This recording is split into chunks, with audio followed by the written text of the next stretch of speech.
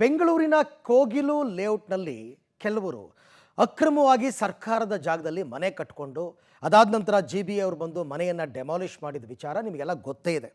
ಅದಾದ ಮೇಲೆ ನಡೆದಂತಹ ಪ್ರಸಂಗಗಳು ಅಂದರೆ ಹೈ ಡ್ರಾಮಾಗಳು ಏನು, ಕೇರಳ CM ಇಂಟರ್ಫಿಯರ್ ಆಗಿದ್ದು, ಕೇರಳದಿಂದ MP MLA ಬಂದು ಸ್ಪಾಟ್ ಇನ್ಸ್ಪೆಕ್ಷನ್ ಮಾಡಿದ್ದು, ಅದಾದ ನಂತರ ಜಮೀರ್ ಅಹಮದ್ DK ಶಿವಕುಮಾರ್ ಓಡ್ ಹೋಗಿದ್ದು, ನಿನ್ನೆ ಸಾಯಂಕಾಲ ಏಕಾಏಕಿ ಸಿದ್ದರಾಮಯ್ಯನವರು ಮೀಟಿಂಗ್ ಮಾಡಿದ್ದು, 1ನೇ ತಾರೀಕೊಳಗೆ ಫಟಾಫಟ್ ಪುನರ್ವಸತಿ ಕಲ್ಪಿಸ್ಕೊಡ್ತೀವಿ ಎಂದಿದ್ದು, ಇದೆಲ್ಲವನ್ನು ನೋಡ್ತಾ ಇದ್ರೆ ಏನನ್ಸುತ್ತೆ ಗೊತ್ತಾ?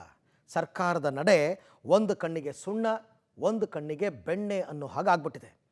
ನೆರೆ ಸಂತ್ರಸ್ತರು ಪಾಪ ರಾಜ್ಯದ ಮೂಲೆ ಮೂಲೆಯಲ್ಲಿ ಈ ಸರ್ತಿ ಸಿಕ್ಕಾಪಟ್ಟೆ ಮಳೆ ಬಂದಿತ್ತು. ಮಳೆಯಿಂದಾಗಿ ಪ್ರವಾಹದಿಂದ ಮನೆ ಕಳ್ಕೊಂಡ್ರು.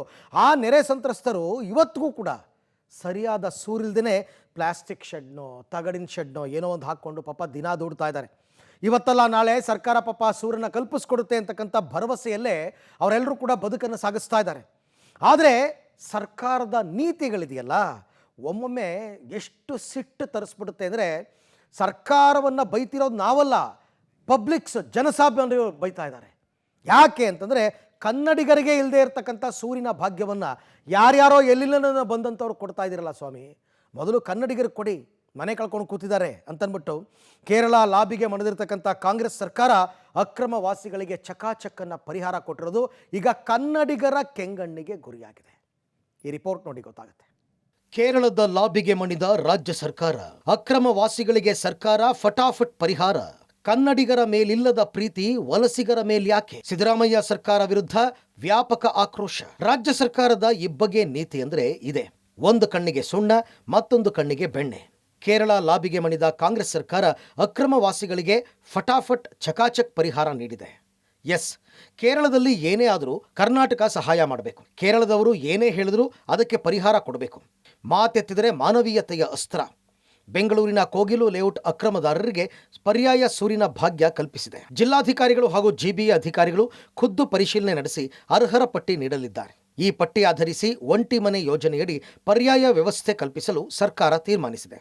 ಕೇರಳ ಮುಂದೆ ಮಂಡಿಯೂರಿದ ಸರ್ಕಾರದ ಈ ಮಾನವೀಯತೆಗೆ ವ್ಯಾಪಕ ಆಕ್ರೋಶ ವ್ಯಕ್ತವಾಗಿದೆ. ಕೇವಲ 3 ದಿನದಲ್ಲಿ ಅಕ್ರಮ ನಿವಾಸಿಗಳಿಗೆ ಪುನರ್ವಸತಿ ಭಾಗ್ಯ ಸಿಗ್ತಾ ಇದೆ. ಕನ್ನಡಿಗರ ಮೇಲಿಲ್ಲದ ಪ್ರೀತಿ ಅಕ್ರಮ ವಲಸಿಗರ ಮೇಲೇಕೆ ಅಂತ ರಾಜ್ಯದ ಜನ ಪ್ರಶ್ನೆ ಮಾಡ್ತಾ ಇದ್ದಾರೆ. ಮೊನ್ನೆ ವೇಣುಗೋಪಾಲ್ ಮಧ್ಯಪ್ರವೇಶ, ನಿನ್ನೆ CM ನೇತೃತ್ವದಲ್ಲಿ ಸಭೆ, ಇವತ್ತು ಅಧಿಕಾರಿಗಳ ಫಟಾಫಟ್ ಪರಿಶೀಲನೆ. ಇನ್ನು ಕೋಗಿಲು ಲೇಔಟ್ ಅಕ್ರಮ ವಾಸಿಗಳ ವಿಚಾರದಲ್ಲಿ ಸರ್ಕಾರ ಸೂಪರ್ ಫಾಸ್ಟ್ ವೇಗದಲ್ಲಿ ಕೆಲಸ ಮಾಡಿದೆ. ಮೊನ್ನೆ ಅಕ್ರಮ ವಾಸಿಗಳ ಮನೆಗಳನ್ನು ಧ್ವಂಸಗೊಳಿಸ್ತಾ ಇದ್ದಂತೆ ವೇಣುಗೋಪಾಲ್ ಮಧ್ಯಪ್ರವೇಶಿಸಿ ಸರ್ಕಾರದ ಮೇಲೆ ಒತ್ತಡ ಹೇರಿದರು. ಈ ಒತ್ತಡದ ಬೆನ್ನಲ್ಲೇ ನಿನ್ನೆ ಸಭೆ ನಡೆಸಿದ್ದ CM ಸಿದ್ದರಾಮಯ್ಯ ಮಾನವೀಯತೆ ಆಧಾರದಡಿ ಪುನರ್ವಸತಿ ಕಲ್ಪಿಸುವುದಾಗಿ ಹೇಳಿದರು. ಇವತ್ತು ವಸತಿ ಇಲಾಖೆಯ ಅಧಿಕಾರಿಗಳು ನೆಲಸಮವಾದ ಜಾಗಕ್ಕೆ ಭೇಟಿ ಕೊಟ್ಟು ಆಧಾರ್ ವೋಟರ್ ಐಡಿಗಳನ್ನು ಪರಿಶೀಲನೆ ಮಾಡಿದ್ದಾರೆ. ಈ ಮೂಲಕ ಅಕ್ರಮವಾಸಿಗಳಿಗೆ ಪುನರ್ವಸತಿ ಕಲ್ಪಿಸಲು ಸರ್ಕಾರ ಸೂಪರ್ ವೇಗದಲ್ಲಿ ಕೆಲಸ ಮಾಡಿದೆ. ಅಕ್ರಮ ನಿವಾಸಿಗಳಿಗೆ ವಸತಿ ಭಾಗ್ಯಕ್ಕೆ ಬಿಜೆಪಿ ಆಕ್ಷೇಪ. ಕೇರಳ ಲಾಬಿಗೆ ಮಣಿದ ಸರ್ಕಾರದ ವಿರುದ್ಧ ವಾಗ್ದಾಳಿ. ಅಕ್ರಮ ವಲಸಿಗರ ಮೇಲೆ ರಾಜ್ಯ ಸರ್ಕಾರದ ಪ್ರೀತಿ ಮಾನವೀಯತೆಗೆ ಬಿಜೆಪಿ ನಾಯಕರು ಕಿಡಿಕಾರಿದ್ದಾರೆ. ಬಿಜೆಪಿ ರಾಜ್ಯಾಧ್ಯಕ್ಷ ವಿಜಯೇಂದ್ರ, ಕೇರಳ CM KC ವೇಣುಗೋಪಾಲ್ ಬೆದರಿಕೆ ಹಾಕ್ತಾ ಇದ್ದಾರೆ. CM DCM ಇಬ್ಬರೂ ಅತಂತ್ರ ಸ್ಥಿತಿಯಲ್ಲಿ ಇದ್ದಾರೆ ಅಂತ ವಾಗ್ದಾಳಿ ಮಾಡಿದ್ದಾರೆ. ಕೇಂದ್ರ ಸಚಿವೆ ಶೋಭಾ ಕರಂದ್ಲಾಜೆ ಬೆಂಗಳೂರಿನಲ್ಲಿ ಉತ್ತರ ಕರ್ನಾಟಕದ ಹಲವರು ಬಂದು ಶೆಡ್ ಹಾಕಿಕೊಂಡಿದ್ದಾರೆ. ಅವರಿಗೆ ಯಾಕೆ ಸರ್ಕಾರ ಪುನರ್ವಸತಿ ಕೊಡಲ್ಲ? ವೋಟ್ ಪಾಲಿಟಿಕ್ಸ್ಗೆ ಕರ್ನಾಟಕವನ್ನು ಬಲಿ ಕೊಡಬೇಡಿ ಅಂತ ಚಾಟಿ ಬೀಸಿದ್ದಾರೆ. ಇನ್ನು ಸಂಸದ ಗೋವಿಂದ ಕಾರಜೋಳ, ಸಿದ್ದರಾಮಯ್ಯ ದೆಹಲಿಯ ಅಣತಿಯಂತೆ ಸರ್ಕಾರ ನಡೆಸ್ತಾ ಇದ್ದಾರೆ, ಕೇರಳದ CM ವೇಣುಗೋಪಾಲ್ ಅಣತಿಯಂತೆ ಮನೆ ಕಟ್ಟಿಸಿಕೊಡ್ತಿದ್ದಾರೆ ಅಂತ ಆರೋಪಿಸಿದ್ದಾರೆ. ಕೇರಳ ರಾಜ್ಯದ ಮುಖ್ಯಮಂತ್ರಿಗಳು ಪಿಣರಾಯಿ ಅವರು ಕೊಟ್ಟಂತ ಹೇಳಿಕೆ ತದನಂತರದಲ್ಲಿ ACCಯ ರಾಷ್ಟ್ರೀಯ ಪ್ರಧಾನ ಕಾರ್ಯದರ್ಶಿಗಳು KC ವೇಣುಗೋಪಾಲ್ ರವರು ನಮ್ಮ ರಾಜ್ಯದ ಮುಖ್ಯಮಂತ್ರಿಗಳೇ ಪಾಪ ಬೆದರಿಕೆ ಹಾಕ್ತಾರೆ, ಉಪಮುಖ್ಯಮಂತ್ರಿಗಳಿಗೆ ಬೆದರಿಕೆ ಹಾಕ್ತಾರೆ. ಒಂದು ರೀತಿ ಅತಂತ್ರ ಸ್ಥಿತಿಯಲ್ಲಿ ಮುಖ್ಯಮಂತ್ರಿಗಳು ಇದ್ದಾರೆ. ಅತಂತ್ರ ಸ್ಥಿತಿಯಲ್ಲಿ ರಾಜ್ಯದ ಉಪಮುಖ್ಯಮಂತ್ರಿಗಳು DK ಶಿವಕುಮಾರ್ ಅವರು ಕೂಡ ಇದ್ದಾರೆ. ಒಬ್ಬರು ಮುಖ್ಯಮಂತ್ರಿ ಕುರ್ಚಿಯನ್ನ ಉಳಿಸ್ಕೊಳ್ತಕ್ಕಂತ ಸಂದಿಗ್ಧ ಪರಿಸ್ಥಿತಿಯಲ್ಲಿ ಇದ್ರೆ, ರಾಜ್ಯದ ಉಪಮುಖ್ಯಮಂತ್ರಿಗಳು ಮುಖ್ಯಮಂತ್ರಿ ಕುರ್ಚಿಯನ್ನ ಪಡೆದುಕೊಳ್ತಕ್ಕಂತ ಒಂದು ಸಂದಿಗ್ಧ ಪರಿಸ್ಥಿತಿಯಲ್ಲಿ ಇದ್ದಾರೆ. ಇದರ ಪರಿಣಾಮ ಏನು? ಅಕ್ರಮ ವಲಸಿಗರ ಮನೆಯನ್ನ ಕೆಡವಿದ್ದು ಆದ್ಮೇಲೂ ಸಹ 3-4 ದಿನದಲ್ಲೇನೆ ಮುಖ್ಯಮಂತ್ರಿಗಳು ಯೂಟರ್ನ್ ಹೊಡಿತಾರೆ, ಉಪಮುಖ್ಯಮಂತ್ರಿಗಳು ಯೂಟರ್ನ್ ಹೊಡಿತಾರೆ. KC ವೇಣುಗೋಪಾಲ್ ಅವರು ಕರ್ನಾಟಕ ರಾಜ್ಯದ ವಿಚಾರಗಳಲ್ಲಿ ಮುಗು ತೋರಿಸ್ತಾರೆ, ಟ್ವೀಟ್ ಮಾಡ್ತಾರೆ, ಸರ್ಕಾರ ಹೇಗೆ ನಡೆಸಬೇಕು ಅನ್ನುವಂಥ ಕಿವಿ ಮಾತನ್ನು ಸರ್ಕಾರಕ್ಕೆ ಹೇಳ್ತಾರೆ. ಅವ್ರದೇ ರಾಜ್ಯದ ಪಿಣರಾಯಿ ವಿಜಯನ್ ಕರ್ನಾಟಕದಲ್ಲಿ ಏನು ಮಾಡಬೇಕು ಏನು ಮಾಡಬಾರ್ದು ಅಂತ ಹೇಳ್ತಾರೆ. ಕರ್ನಾಟಕ ರಾಜ್ಯ ಸರ್ಕಾರ ಹೇಗೆ ನಡೆಸಬೇಕು ಅನ್ನುವಂಥ ನಿರ್ದೇಶ ಕೊಡುವವರು ಯಾರು? ಮುಖ್ಯಮಂತ್ರಿ ಸಿದ್ದರಾಮಯ್ಯನವರಿಗೆ ಮತ್ತು ಡಿ ಕೆ ಶಿವಕುಮಾರ್ ಅವರಿಗೆ, ಅವರ ಮಂತ್ರಿಮಂಡಲಕ್ಕೆ ಸಾಂವಿಧಾನಿಕವಾಗಿ ಸರ್ಕಾರ ನಡೆಸೋಕ್ಕೆ ಹಕ್ಕು ಇದೆಯೋ ಇಲ್ವೋ, ಶಕ್ತಿ ಇದೆಯೋ ಇಲ್ವೋ? ಇದು ನಮ್ಮ ಪ್ರಶ್ನೆ ಇದೆ. ರಾಜ್ಯದಲ್ಲಿ ಕೇರಳ ಸರ್ಕಾರದ ಆದೇಶಗಳು ಅಮಲಿನಲ್ಲಿದ್ದಾವೆ. ನಾವು ತಿಳ್ಕೊಂಡಿದ್ವಿ ಈ ರಾಜ್ಯಕ್ಕೆ ಒಬ್ಬರೇ ಮುಖ್ಯಮಂತ್ರಿ ಶ್ರೀಮಾನ್ ಸಿದ್ದರಾಮಯ್ಯನವರು ಅಂಥೇಳಿ. ಆದರೆ ಈ 3 ದಿನದೊಳಗೆ ನಮಗೆ ಗೊತ್ತಾಗಿದೆ ಕರ್ನಾಟಕ ರಾಜ್ಯಕ್ಕೆ ಇಬ್ಬರು ಮುಖ್ಯಮಂತ್ರಿಗಳು. ಒಬ್ಬರು ದೆಹಲಿಯಲ್ಲಿದ್ದಾರೆ, ಕೆ.ಸಿ. ವೇಣುಗೋಪಾಲ್ ಅವರು. ಸಿದ್ದರಾಮಯ್ಯನವರು ಅವರ ಆದೇಶವನ್ನು ಪಾಲಿಸಲಿಕ್ಕೆ ಕರ್ನಾಟಕದಲ್ಲಿ CM ಸ್ಥಾನದಲ್ಲಿದ್ದಾರೆ. ನಾನು ಬಡವರ ಬಗ್ಗೆ ವಿರೋಧ ಅಲ್ಲ. ಯಾರು ನಿಜವಾಗಿಯೂ ನಮ್ಮ ನಾಡಿನವರು ಬಡವರಿದ್ದಾರೆ ಅಂಥವ್ರಿಗೆ ಸೂರು ಕಟ್ಟಿಕೊಡಲಿಕ್ಕೆ ನಮ್ಮದು ವಿರೋಧ ಇಲ್ಲ. ಆದರೆ ಸಿದ್ದರಾಮಯ್ಯನವ್ರ ಸರ್ಕಾರ SC ST ಅಲ್ಪಸಂಖ್ಯಾತರು ಹಿಂದುಳಿದವ್ರ ಹೆಸರ ಮೇಲೆ ಅಧಿಕಾರಕ್ಕೆ ಬಂದಂಥ ಒಬ್ಬ ಅಹಿಂದ ನಾಯಕ ಸ್ವಂತ ವಿವೇಚನೆಯಿಂದ ಅಧಿಕಾರ ನಡೆಸೋದಲ್ಲ ಅಂದರೆ ಅವರು ಯಾವ ಸೀಮೆ ಮುಖ್ಯಮಂತ್ರಿಗಳು?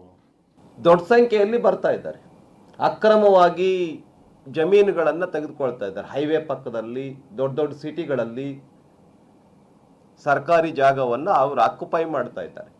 ಹಾಗೆ ಒಂದು ಆಕ್ಯುಪೈ ಮಾಡಿರ್ತಕ್ಕಂಥ ಜಾಗ ಯಾವುದಪ್ಪ ಅಂತ ಹೇಳಿದ್ರೆ ಕೋಗಿಲೆ ಕ್ರಾಸ್ನಲ್ಲಿ ಇರ್ತಕ್ಕಂಥ ಒಂದು ಜಾಗ.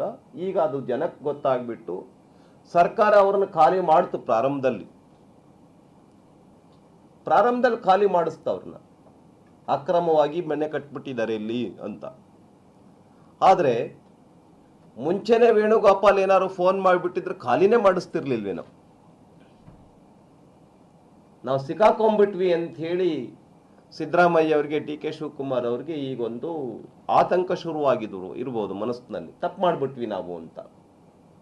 ಅದಕ್ಕೆ ಈಗೇನು ಆಯಿತು, ನಾವೀಗ ಖಾಲಿ ಮಾಡಿಸ್ಬಿಟ್ಟಿದ್ದೀವಿ, ಆದರೆ ಸರ್ಕಾರದ ವತಿಯಿಂದ ಎಲ್ಲರಿಗೂ ಒಂದೊಂದು ಫ್ಯಾಮಿಲಿಗೂ ಮನೆ ಕೊಡ್ತೀವಿ ಅಂತ ಮನೆ ಕೊಡ್ತಾ ಇದ್ದಾರೆ. ಯಾರಿಗೆ ಕೊಡ್ತಾ ಇರೋದು? ಕೇರಳದಿಂದ ಬಂದವ್ರಿಗೆ. ಯಾವ ಕಾರಣಕ್ಕೋಸ್ಕರ ಕೊಡ್ತಾ ಇದ್ದೀರಿ? ಮನೆಗಳ ತೆರವು ವಿಚಾರದಲ್ಲಿ ಖ್ಯಾತೆ ತೆಗೆದ ಪಾಕ್, ಶತ್ರು ರಾಷ್ಟ್ರದ ಪೋಸ್ಟ್ಗೆ ಭಾರತದ ತಿರುಗೇಟು. ಯಲಹಂಕದ ಕೋಗಿಲು ಲೇಔಟ್ನಲ್ಲಿ ಮುಸ್ಲಿಂ ಕುಟುಂಬಗಳು ವಾಸವಿದ್ದ ಅಕ್ರಮ ಮನೆಗಳ ತೆರವು ವಿಚಾರದಲ್ಲಿ ಪಾಕಿಸ್ತಾನ ಮೂಗು ತೋರಿಸಿದೆ. ಇದು ರಾಷ್ಟ್ರೀಯ ಮಟ್ಟದಲ್ಲಿ ಚರ್ಚೆಗೆ ಕಾರಣವಾಗಿದೆ. ಕೇರಳ ಬಳಿಕ ಇದೀಗ ಪಾಕಿಸ್ತಾನ ಎಂಟ್ರಿಯಾಗಿದೆ. ಕ್ರಿಸ್ಮಸ್ ದಿನ ಭಾರತದಲ್ಲಿ ವಿಧ್ವಂಸಕ ಕೃತ್ಯ ನಡೆದಿದೆ. ಮುಸ್ಲಿಮರ ಮನೆಗಳು ಧ್ವಂಸವಾಗಿದೆ ಅಂತ ಪಾಕಿಸ್ತಾನ ವಿದೇಶಾಂಗ ಇಲಾಖೆ ವಕ್ತಾರ ತಾಹಿರ್ ಅಂದ್ರಾಬಿ ಪೋಸ್ಟ್ ಮಾಡಿದ್ದು, ಇದಕ್ಕೆ ಭಾರತ ಕೂಡ ತಿರುಗೇಟು ನೀಡಿದೆ. ಪಾಕ್ ಆರೋಪಗಳನ್ನು ಭಾರತದ ವಿದೇಶಾಂಗ ಇಲಾಖೆ ವಕ್ತಾರ ರಣಧೀರ್ ಜೈಸ್ವಾಲ್ ನಿರಾಕರಿಸಿದ್ದಾರೆ. ಸರ್ಕಾರದ ನಿರ್ಧಾರಕ್ಕೆ ವ್ಯಾಪಕ ವಿರೋಧ. ಹೈಕೋರ್ಟ್ ಮೊರೆಗೆ ಮುತಾಲಿಕ್ ನಿರ್ಧಾರ. ಶ್ರೀರಾಮ ಸೇನೆ ಮುಖ್ಯಸ್ಥ ಪ್ರಮೋದ್ ಮುತಾಲಿಕ್ ಕೋಗಿಲು ಮುಸ್ಲಿಂ ಮನೆ ಒಡೆದದ್ದಕ್ಕೆ ಪಾಕಿಸ್ತಾನ ಮಾತನಾಡ್ತಾ ಇದೆ, ಅಲ್ಲಿ ಹಿಂದೂಗಳಿಗೆ ರಕ್ಷಣೆ ಮಾಡಿದವರು ಇಲ್ಲಿ ಬಗ್ಗೆ ಮಾತಾಡ್ತೀರಾ ಅಂತ ಕೆಂಡ ಕಾರಿದ್ದಾರೆ. ಸರ್ಕಾರದ ನಿರ್ಧಾರದ ವಿರುದ್ಧ ಹೈಕೋರ್ಟ್ನಲ್ಲಿ PIL ಹಾಕ್ತೀನಿ ಅಂತ ಹೇಳಿದ್ದಾರೆ. ಅಲ್ಲಿ ರಾಜಕಾರಣಿಗಳು ಇವ್ರದ್ದು ವೋಟ್ ಬ್ಯಾಂಕು ಅವರೇ ಒತ್ತಡ ತರ್ತಾರೆ. ಸೊ ವೋಟ್ ಬ್ಯಾಂಕದ ಹಿನ್ನೆಲೆಯಲ್ಲಿ ನೀವು ಏನು ಮಾಡ್ತಾ ಇದ್ದೀರಿ? ದೇಶವನ್ನು ಮಾರಾಟ ಮಾಡ್ತಾ ಇದ್ದೀರಾ? ಸೊ ಎಂಥ ಅನಾಹುತಗಳನ್ನು ಮಾಡ್ತಾ ಇದ್ದೀರಿ ಅಂತ ಅನ್ನೋದಕ್ಕೆ ಕೋಗಿಲು ಇದೇ ಉದಾಹರಣೆ. ಈಗ ಅದಕ್ಕೆ ಕಟ್ಟಡ ಕಟ್ಟಿ ಅವರಿಗೆ ನೀರಿಂದ ಸಪ್ಲೈ ಆಗುತ್ತೆ, ವಿದ್ಯುತ್ ಸಪ್ಲೈ ಆಗುತ್ತೆ, ಅವರಿಗೆ ವೋಟರ್ ಕಾರ್ಡ್ ಸಿಗುತ್ತೆ, ಆಧಾರ್ ಕಾರ್ಡ್ ಸಿಗುತ್ತೆ, ರೇಷನ್ ಕಾರ್ಡ್ ಸಿಗುತ್ತೆ. ಹೇಗೆ? ಯಾವ ಆಧಾರ ಮೇಲೆ ಕೊಡ್ತಾರೆ ಅವ್ರಿಗೆ? ನುಸುಳುಕೋರರು ಅನಧಿಕೃತ ವಾಸ ಮಾಡ್ತಾ ಇದ್ದಾರೆ, ಕಾನೂನು ಬಾಹಿರವಾಗಿ ವಾಸ ಮಾಡ್ತಾ ಇದ್ದಾರೆ. ಅಂದರೆ ಭ್ರಷ್ಟಾಚಾರದಿಂದ, ವೋಟ್ ಬ್ಯಾಂಕ್ನಿಂದ ಏನು ಬೇಕಾದ್ದು ಮಾಡಬಹುದು ಅಂತನ್ನುವಂಥದ್ದು ನೀವು ಮೆಸೇಜ್ ಕೊಡ್ತಾ ಇದ್ದೀರಿ. ಸೊ ಹಾಗಾಗಿ ನಾನು ಹೇಳೋದು, ಈ ಮನೆ ಕೊಡೋದು ತಪ್ಪಾಗತ್ತೆ. ನಾನು ಅಡ್ವೊಕೇಟ್ ಜೊತೆಗೆ ಸಂಪರ್ಕ ಮಾಡಿ ಅವ್ರ ಜೊತೆ ಕನ್ಸಲ್ಟ್ ಮಾಡಿ ಹೈಕೋರ್ಟ್ನಲ್ಲಿ PIL ಹಾಕುವಂಥದ್ದು ಕೂಡ ಯೋಚನೆ ಮಾಡ್ತಾ ಇದ್ದೇನೆ. ಒಂದು ಕಡೆ ಪುನರ್ವಸತಿಗೆ ವ್ಯಾಪಕ ವಿರೋಧ ವ್ಯಕ್ತವಾಗ್ತಾ ಇದ್ದರೆ, ಇನ್ನೊಂದೆಡೆ ಸರ್ಕಾರ ಸಮರ್ಥಿಸಿಕೊಂಡಿದೆ. ಯಾವುದೇ ಒತ್ತಡಕ್ಕೆ ಸರ್ಕಾರ ಮಣಿದಿಲ್ಲ, ಮಾನವೀಯತೆ ದೃಷ್ಟಿಯಿಂದ ವ್ಯವಸ್ಥೆ ಕಲ್ಪಿಸುತ್ತಿರೋದಾಗಿ ಹೇಳಿಕೊಂಡಿದೆ. ಯಾರಿಗೂ ಓಲೈಕೆ ರಾಜಕಾರಣ ಮಾಡೋಂಥ ಪ್ರಶ್ನೆ ಬರೋದಿಲ್ಲ. ಯಾರು ಇಲ್ಲೀಗಲ್ ಎನ್ಕ್ರೋಚ್ಮೆಂಟ್ ಮಾಡಬಾರ್ದು. ಇಲ್ಲೀಗಲ್ ಎನ್ಕ್ರೋಚ್ಮೆಂಟ್ ಮಾಡಿದವ್ರಿಗೆ ನಾವೇನು ಗಿಫ್ಟ್ ಕೊಡೋಕ್ಕೆ ನಾವು ರೆಡಿ ಇಲ್ಲ. ಅವ್ರ ಮೇಲೆ ಯಾರು ಮಾಡಿದ್ದಾರೆ ಅವ್ರ ಮೇಲೆ ಕಾನೂನು ರೀತಿ ಕ್ರಮ ಕೈಗೊಳ್ತೀವಿ. ಯಾರು ಅದಕ್ಕೆಲ್ಲ ಕೆಲವೆಲ್ಲ ದುಡ್ಡು ಕಲೆಕ್ಟ್ ಮಾಡಿದರು ಮತ್ತೊಂದು ಅಂತ ಹೇಳಿ ಅಲ್ಲಿಯವರೇ ಕೆಲವೆಲ್ಲ ಸ್ಟೇಟ್ಮೆಂಟ್ ಎಲ್ಲ ಕೊಟ್ಟಿದ್ದಾರೆ. ಕೆಲವು ಮಾನವೀಯತೆ ದೃಷ್ಟಿಯಿಂದ ನಮ್ಮ ಗೌರ್ಮೆಂಟಲ್ಲಿ ಒಂದು ಸ್ಕೀಮ್ ಇದೆ, ಏನು ಮುಖ್ಯಮಂತ್ರಿ ಹೌಸಿಂಗ್ ಸ್ಕೀಮ್ ಅಂತ ಒಂದು ಸ್ಕೀಮ್ ಇದೆ. ಅದರಲ್ಲಿ ಅಕಸ್ಮಾತ್ ಎಲಿಜಿಬಲ್ ಇತ್ತು ಅಂತಂದರೆ ಕೆಲವ್ರದ್ದು ನಮ್ಮವರು ಕೆಲವರು ಹಿಂದೆ ಕೆಲವು ಭಾಗದಲ್ಲಿ ವಾರ್ಡ್ಗಳಲ್ಲಿ ಹಕ್ಕುಪತ್ರ ಕೊಟ್ಟಿದ್ರು ಅಂತ ಹೇಳ್ತಾ ಇದ್ದಾರೆ. ಅದನ್ನೆಲ್ಲ ಎಕ್ಸಾಮಿನ್ ಮಾಡೋಕ್ಕೆ ಹೇಳಿದ್ವಿ ನಾವು. ಯಾರ ಟ್ರಾಪ್ಗೆ ನಾವು ಇದಾಗಲ್ರಿ. ಈಗ ಕೇರಳದವ್ರು ಬಂದಿದ್ರಪ್ಪ, ಕೇರಳದವ್ರು ಬಂದು ಏನು ಮಾಡಿದ್ರು, ಆಯಿತು ಬಂದರು. ಈಗ ಇದೇ ಥರ ಬುಲ್ಡೋಸ್ ಯು ಪಿದಲ್ಲಾಗಿತ್ತು. ಏನಕ್ಕೆ ಯು ಪಿಗೆ ಹೋಗಲಿಲ್ಲ? 1.5 ವರ್ಷ ಹಿಂದೆ ಯು ಪಿಗೆ ಹೋಗ್ಬೇಕಾಗಿತ್ತಾನೆ. ಯು ಪಿಗೆ ಹೋಗಿದ್ರಾ? ಈಗ ಬರೇ ನೆಕ್ಸ್ಟ್ ಇಯರಲ್ಲಿ ಏಪ್ರಿಲಲ್ಲಿ ಚುನಾವಣೆ ಹಿನ್ನೆಲೆಯಲ್ಲಿ ರಾಜಕೀಯ ಮಾಡೋಕ್ಕೆ ಬಂದಿರೋದು. ಅವ್ರು ಬಂದ್ರಿಲ್ಲ.